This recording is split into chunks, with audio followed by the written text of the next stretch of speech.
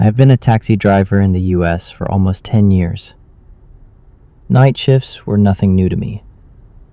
You learn quickly that the city after midnight has a different face, quieter, darker, and far more honest. This happened in Chicago during a cold October night. Around 2:40 a.m., I got a request from a neighborhood most drivers avoid: old houses, poor lighting, and long, empty streets. I hesitated for a second, then accepted it. Rent doesn't pay itself. The pickup point was in front of a rundown apartment building. One light was on at the entrance. No movement. I waited. Then I saw him. A tall man stepped out of the shadows, wearing a dark coat and gloves, even though it wasn't that cold. His face was pale, almost gray under the streetlight. He didn't look drunk, homeless, or dangerous, just off. He opened the back door and sat down without a word. "Good evening," I said, checking the mirror. He didn't respond. I shrugged it off. Some people just want silence. After a minute, I noticed something strange. The meter hadn't started. I reached to turn it on. "That won't be necessary," he said suddenly. His voice was calm, but it made my hands freeze. I laughed nervously. "Company policy," I replied and turned it on anyway. He didn't argue. We drove for several blocks in silence. Then I realized something that made my stomach tighten. He wasn't breathing. At least, not visibly.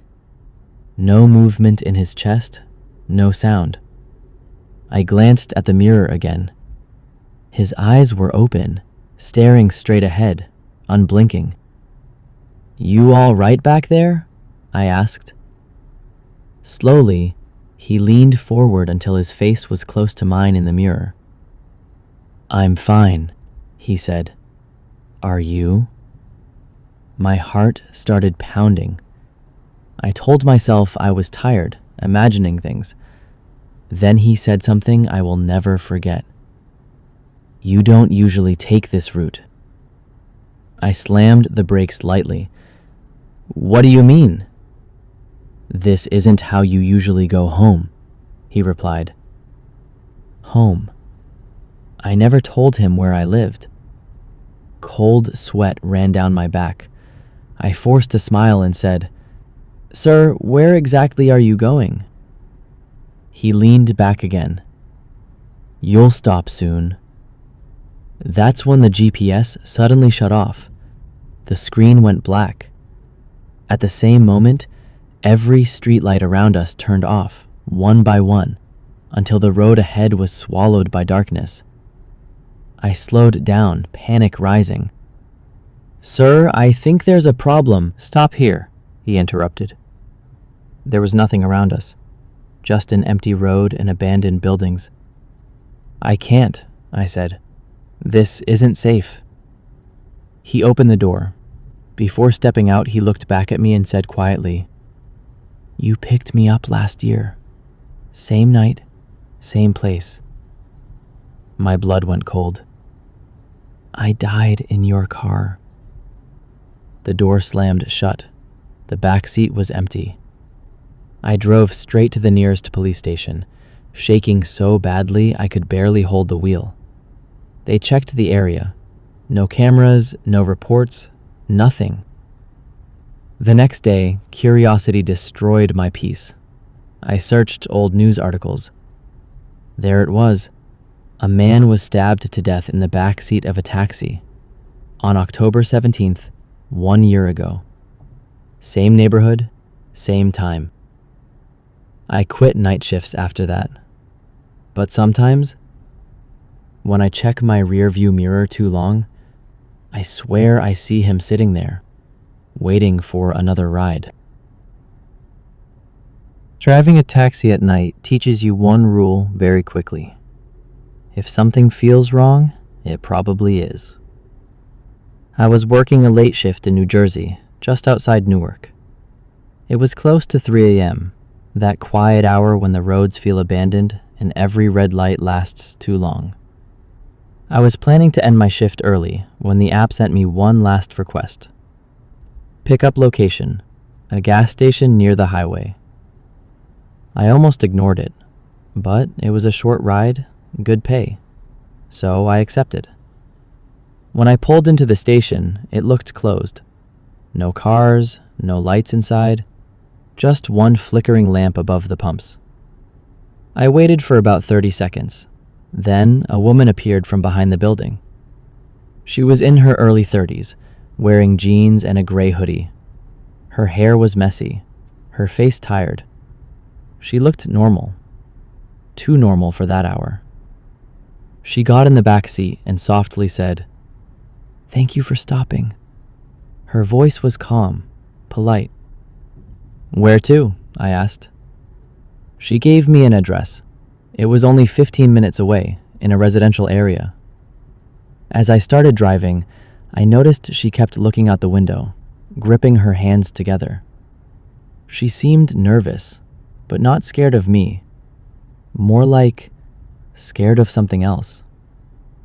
"You okay?" I asked.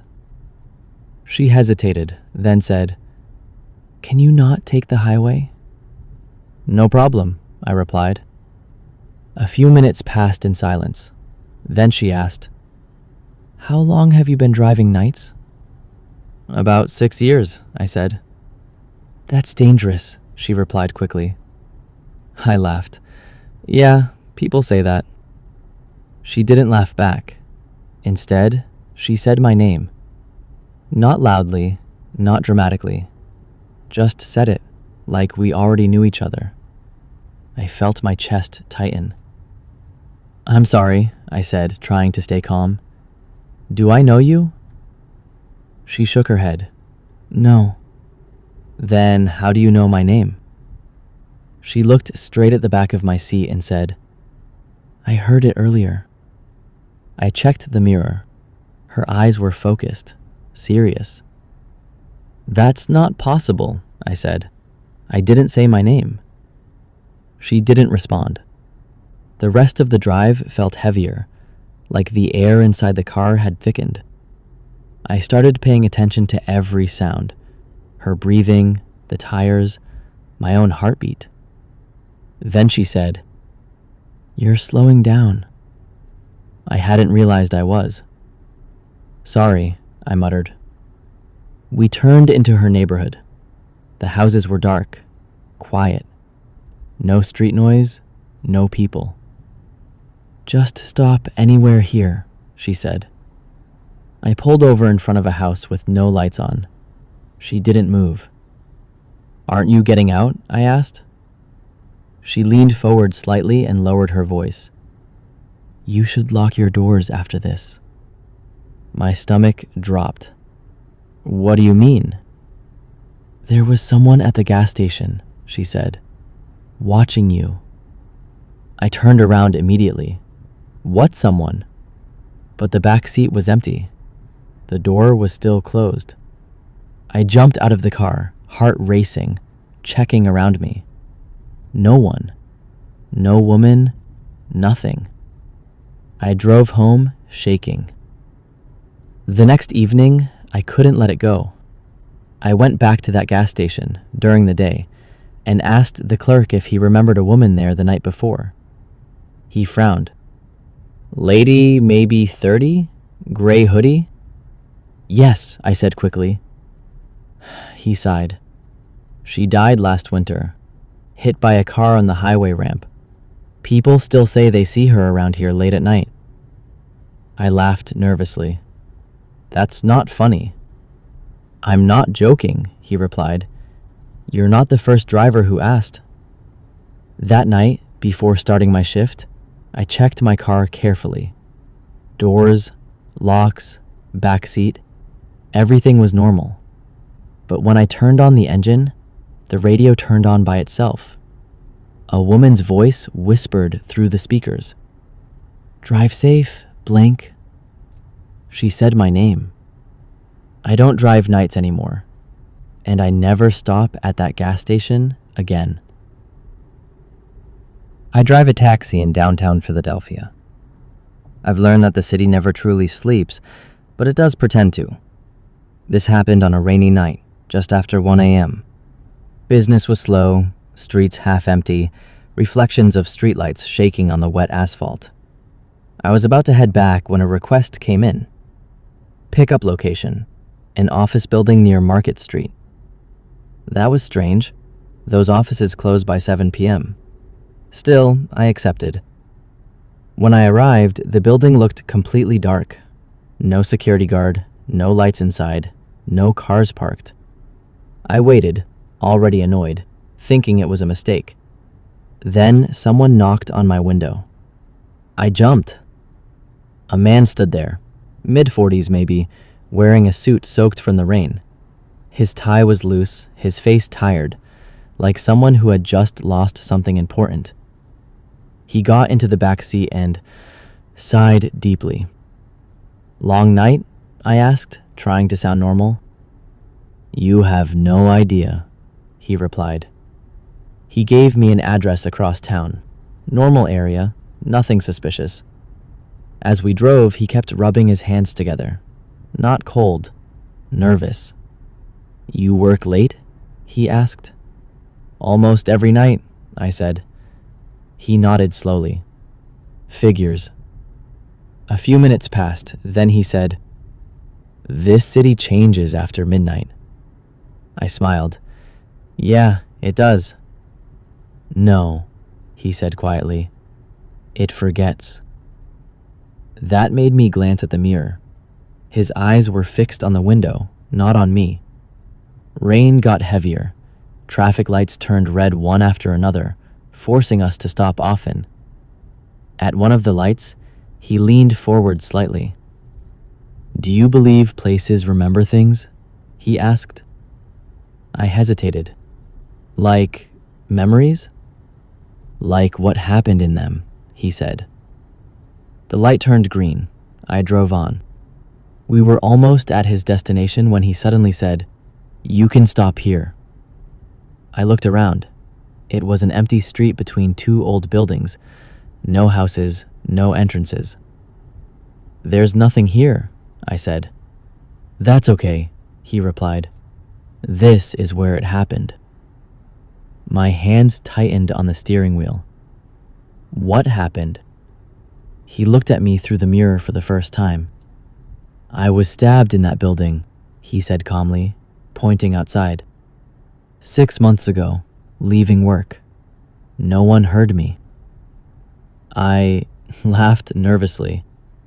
"Sir, that's not funny." "I know," he said. "That's why I'm not smiling." The car felt suddenly very quiet. Even the rain sounded distant. "I think you should get out," I said, my voice shaking. He nodded. "That's fair." He opened the door, then paused. "You didn't check the news, did you?" he asked. "What news?" He stepped out into the rain. The back door closed by itself. I sat there for a full minute, breathing hard, staring at the empty back seat. The next morning, curiosity got the best of me. I searched local news. There it was. Office worker stabbed to death late at night outside his building. No suspects. Case unsolved. Same street, same building. Since then, I avoid that part of the city at night. Because sometimes, when I stop at a red light nearby, my back seat smells like rain and cold air, and I feel like someone is sitting there, remembering.